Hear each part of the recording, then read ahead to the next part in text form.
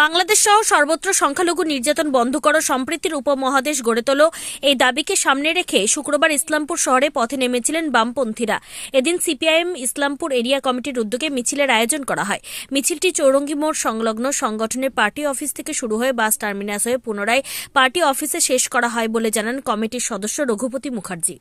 বাংলাদেশে যেভাবে সেখানকার সংখ্যালঘু মানুষের উপর জুলুম অত্যাচার চলছে এবং ধন সম্পত্তির উপর লুটপাট চলছে, তার বিরুদ্ধে আমরা ভারতের কমিউনিস্ট পার্টি মার্ক্সবাদী আমরা বাংলাদেশের ঘটনার সংখ্যালঘুদের উপর যেভাবে অত্যাচার হচ্ছে তার যখন নিন্দা করছি।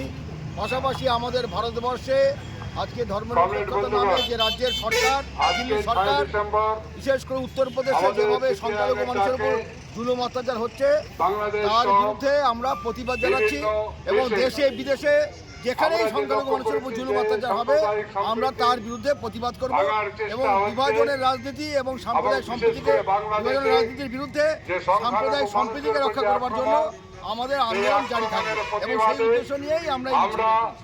আপনারা জানেন সম্প্রতি হচ্ছে বাংলাদেশে সংখ্যালঘুদের উপরে আক্রমণ হচ্ছে এবং আমাদের যে মিছিল খালি বাংলাদেশ নয়, গোটা ভারতবর্ষ সহ পৃথিবীর যে কোনো প্রান্তে সংখ্যালঘুদের জীবনযাত্রা সুনিশ্চিত করতে হবে, তাদের উপরে আক্রমণ বন্ধ করতে হবে এবং মৌলবাদের বিরুদ্ধে, সেটা যেই মৌলবাদী হোক, উগ্র মৌলবাদের বিরুদ্ধে, তাদের বিরুদ্ধে হচ্ছে আমাদের হচ্ছে আজকের এই মিছিল সম্প্রতি হচ্ছে রক্ষা করার হচ্ছে মিছিল।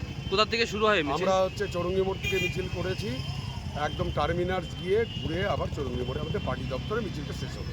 কি নাম আপনার? আমার নাম রঘুপতি মুখার্জি। কি দায়িত্ব রয়েছেন? সিপিআইএম 1 নম্বর এরিয়া কমিটির সদস্য।